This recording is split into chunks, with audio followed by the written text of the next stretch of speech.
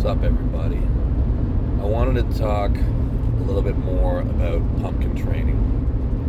A lot of you who follow me close know that I've been doing this giant pumpkin training, what we call it, since I arm wrestled Wagner Bortolato in, I guess that was 2019. So it's like I think it's probably like 2 years and maybe like 4 months or so, something like that. 2 years and 4 months ish. So I want to say kind of my observations throughout up till this point, and what I think it means. So to define exactly what I do, I've only trained arm wrestling for a long time now. Basically, since I got out of the military, I totally stopped doing anything but arm wrestling training. So that was in 2016. And I had good results for arm wrestling doing that. And then as of 2019, what I did was all my homework. So when I say homework, that's all my gym stuff I do away from an arm wrestling table with people, is only right-handed. So instead of going right, left, I'll just stick with my right, and I'll take rest in between sets. Still at arm wrestling practice, I will arm wrestle both right and left hands. And this has progressed to a point now where when I go to arm wrestling practice, quite often I'll arm wrestle right hand exclusively till I feel that for whatever reason I've had enough, or I've taken all I can take from people, to kind of before I make the switch to arm wrestling left-handed as well. And sometimes now it means I actually arm wrestle nowhere near as much, even left-handed. So my concerns going into this experiment was that I would become injured, overtrained, imbalanced, have back problems, all the things that we typically think of as athletes are requirements: balance and symmetry. I knew that these things were going to become a major issue, and I had a lot of concerns, but I did it anyways because I based a lot of the reason why I headed down this road was because of Oleg Zak and guys like Matthias Schlitti, who through disorders or genetic whatevers had one side that was just incredibly strong. The theory was based off of, if I could just increase the circulation to one limb as much as possible, that I would start to better express my full genetic potential in that limb. Which, when you look at guys like Oleg and Matthias,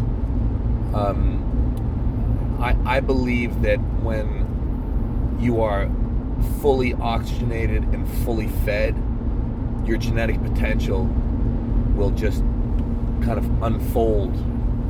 Not so much thinking about, you do exercise, you heal, rather that there's a constant steady flow which just opens up your ability to express. And I think that if somehow a human being was perfectly oxygenated and perfectly fed all the time, I think we would look like titans. I think we really would, all of us. I think that improper nutrition and improper circulation, even more so than exercise stimulus, keeps us, less than what we could be. Anyways, I didn't think it was possible to, in my 40s, I wanted to achieve the highest level I could possibly achieve, and I didn't think that I would be able to reach as high with two arms as I was with one. And that's why I went down this road. So it definitely worked. It definitely worked. There was a lot of interesting observations along the way. So I'd say for the first while, it was really unproven because I was not having competitions. My first major competition on Pumpkin Theory was Michael Todd.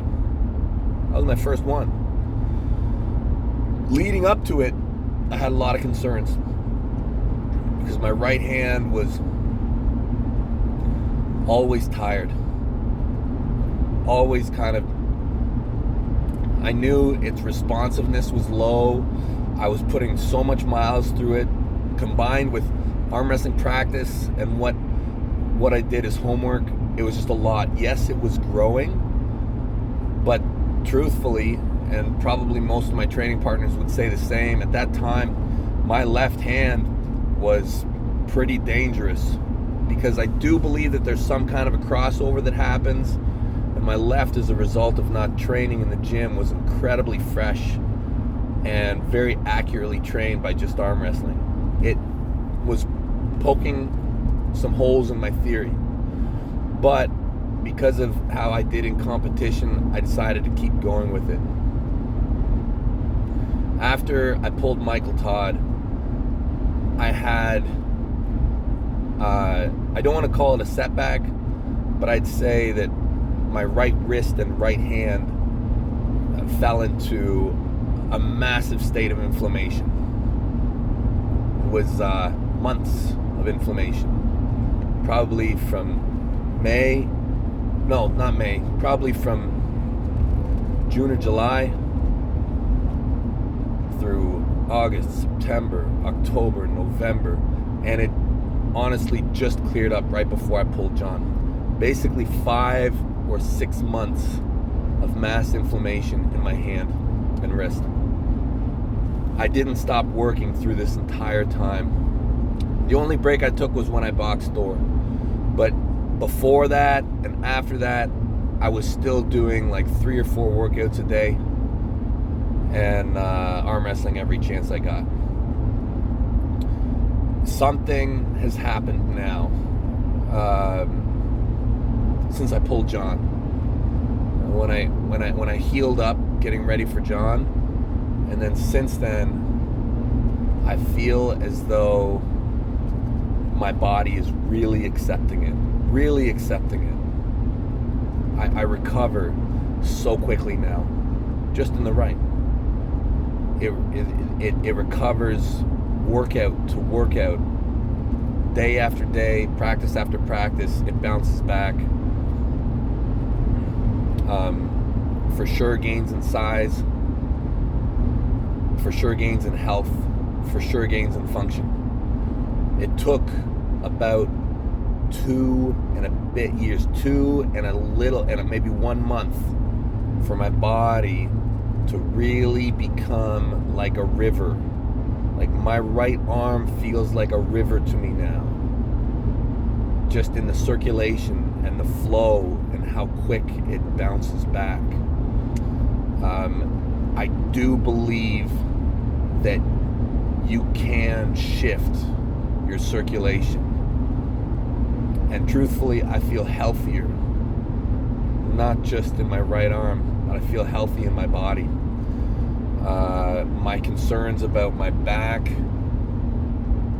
they're not really there. My back's no worse than it typically is. My body is no worse than it typically is. I see that this training is absolutely working now.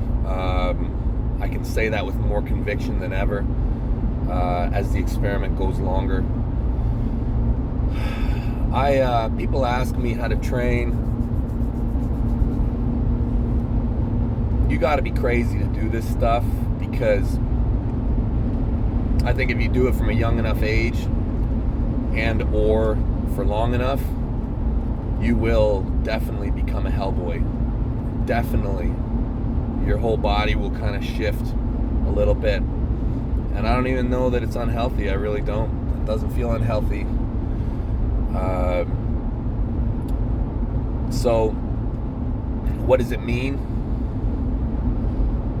I think if there are psychos out there that are that crazy, I mean, look, here's the thing. In the modern time, I did manage to be ranked number one right and left at the same time period.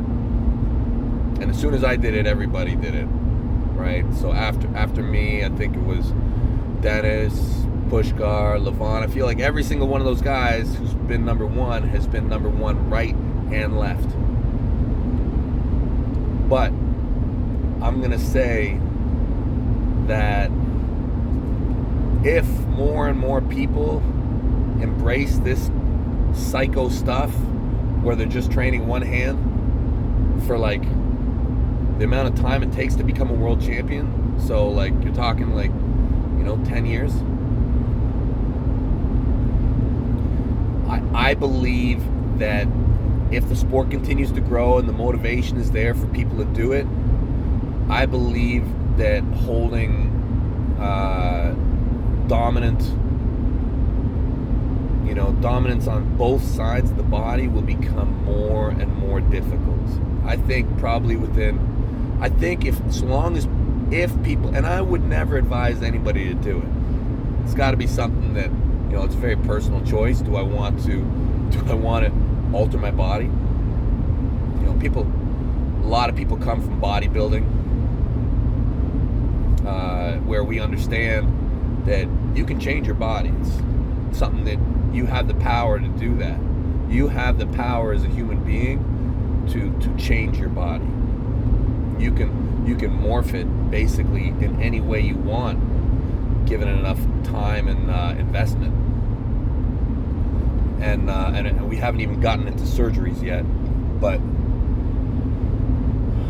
anyways, I think when I look forward, I don't know when it's going to kick in, maybe in like 10 years. I think it'll be really hard. I think we're going to see a lot of hellboys. Anyways, just my random thoughts as I come back from Toronto. Had a great workout down the highway here, down Highway 401. It's probably the last day it's going to be passable, I'm guessing. I think tomorrow it's going to get crazy. It's going to get crazy up here in Canada. Good times. Later, everybody.